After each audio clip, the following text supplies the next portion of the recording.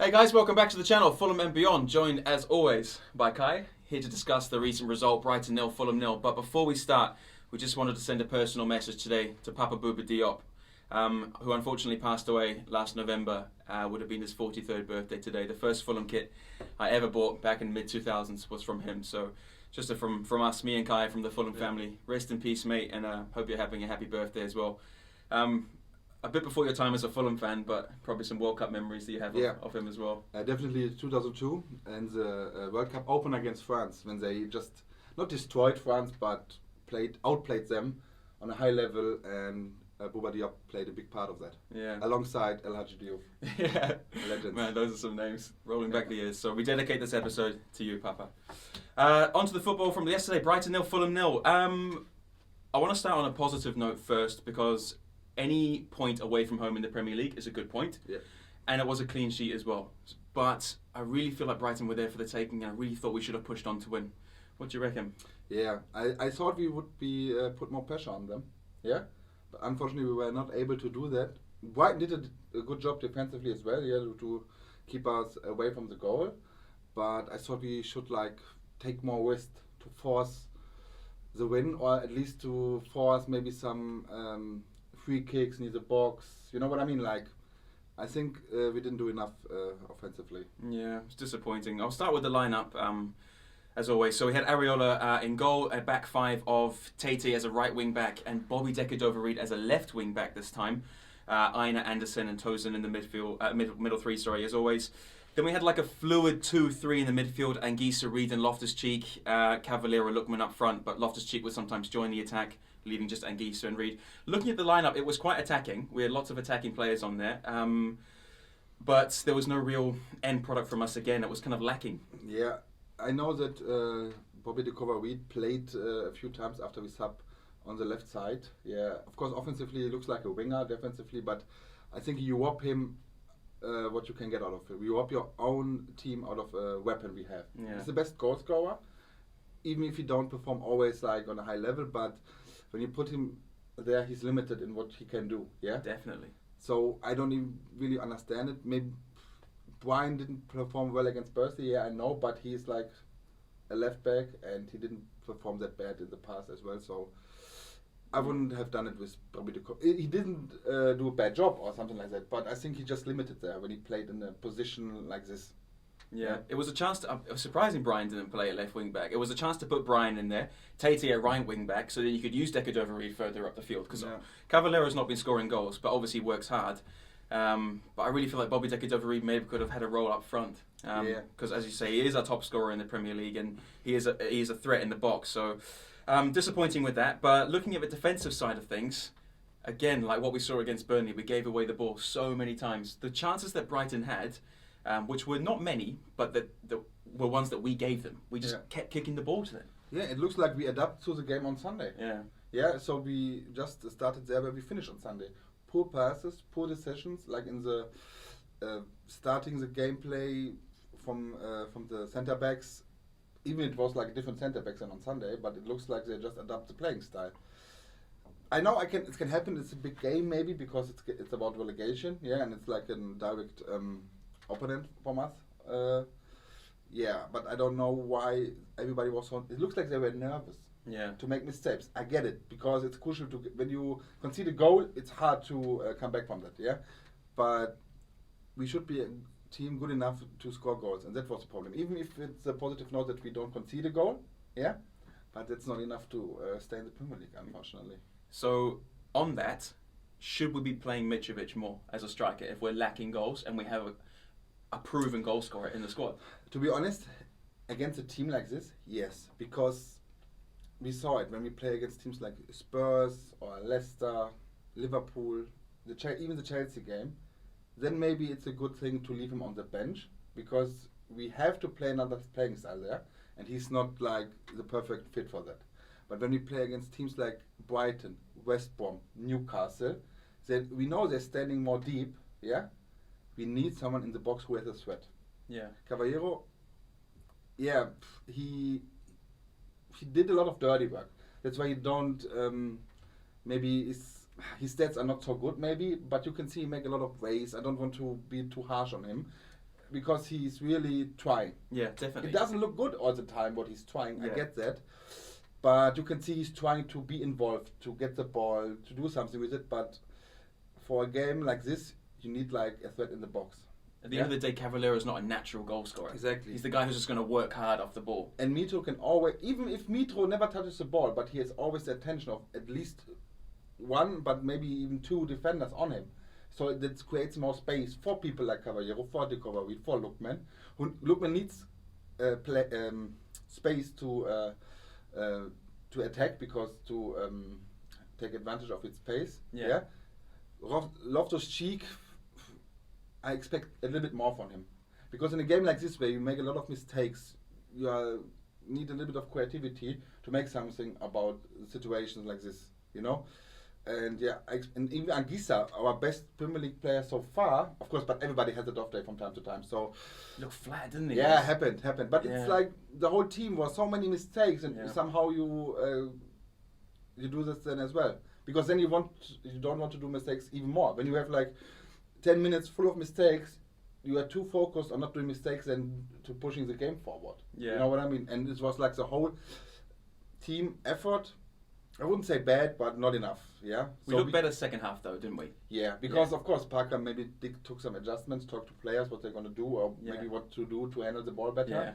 Yeah. And when Mitro comes in, but too late in my opinion. Yeah. Because it's possible to win. You're not under a big pressure, because Brighton didn't put a lot of pressure on you, you know? Yeah. So you can go for a win. So put it in earlier. Maybe put like one from the 5 in the back out. Yeah. Because at a game like this, you can clearly play with 4 in the back. Then put another striker on.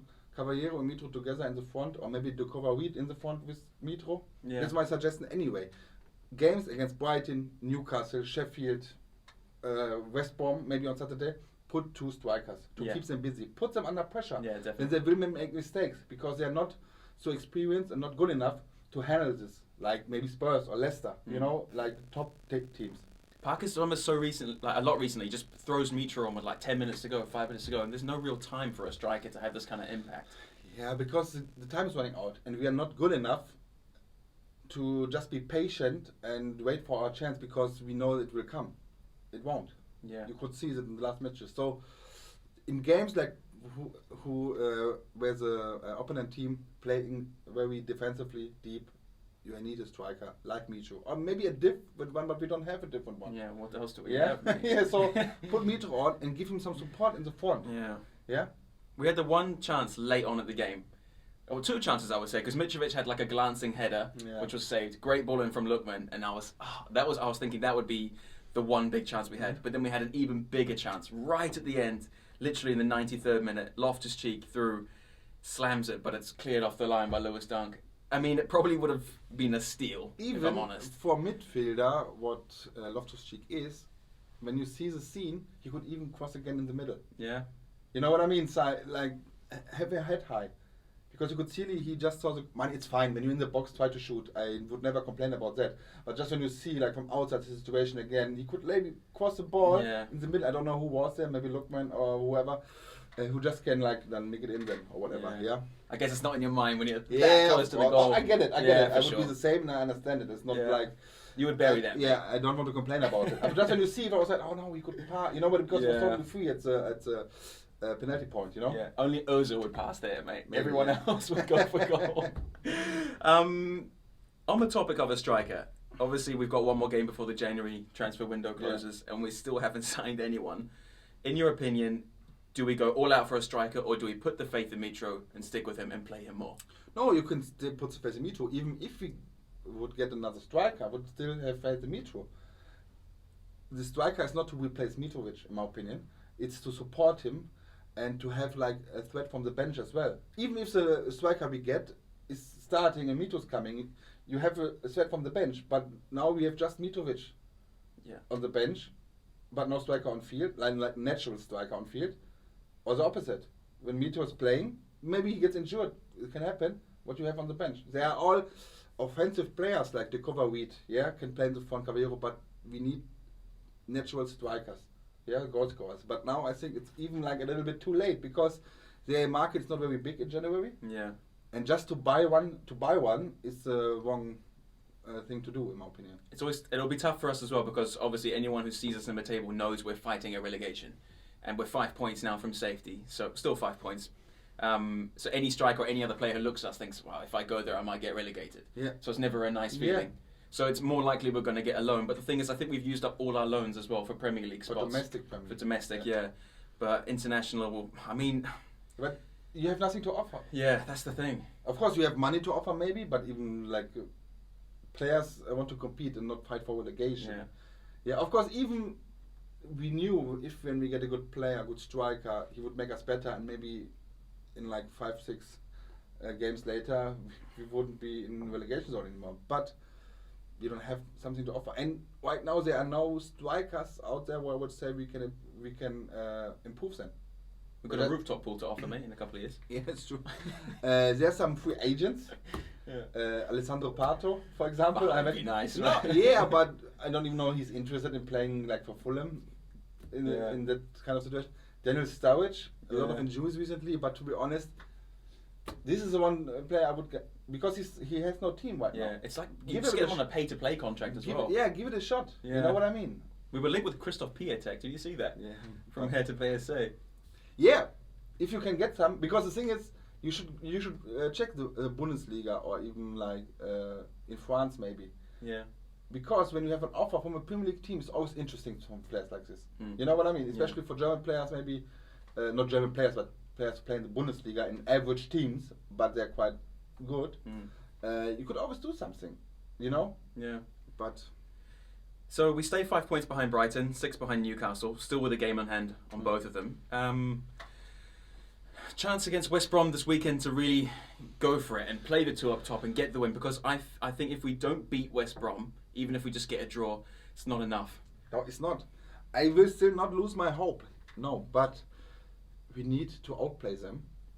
We need to make a statement as well. Not only for the fans maybe, or for the league, for ourselves.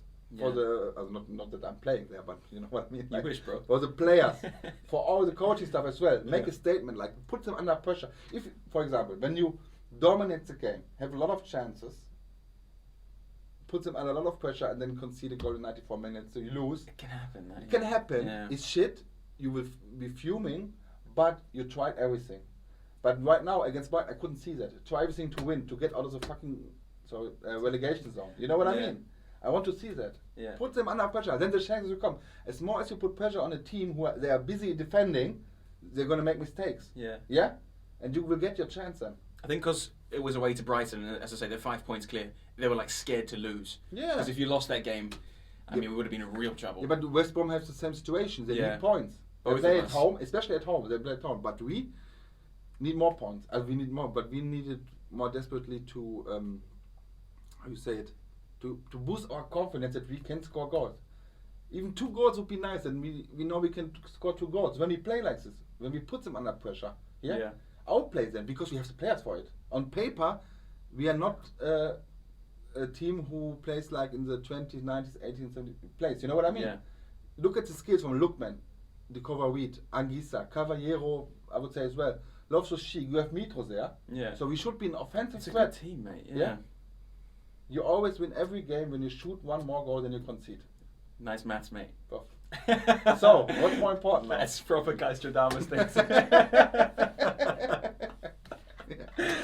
That's why you're the GOAT, mate, of predictions. Yeah, but it's like this, you know what I mean? So, it's nice that we take a clean sheet, but when we don't make goals, it's not well. You know what I mean? Yeah. So would you start Mitro then? Yeah. And I will still put him. I don't. Nowadays the lineups, I think they're just putting names on the sheet, and the BBC or Sky, they just put them together like they think.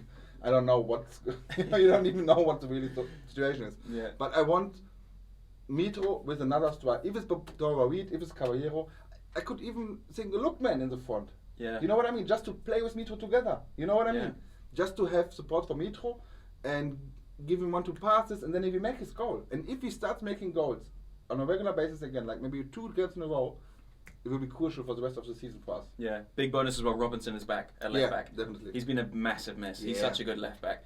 But I would even go 4 to have like Robinson and then Tosin and Anderson and Aina as a right back, and then you can push Bobby Decordova-Reid up the field.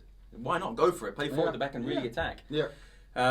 Anyway, let's see what happens. West Brom away on Saturday at 3 p.m. We'll be watching, keeping up to date, and we'll be back soon after the game to let us know, to let you guys know, how the win was, hopefully. Thanks for tuning in, guys. Thank you. If you do enjoy it, give it a like and subscribe for more content. Thanks so much, guys. Thank you. Cheers.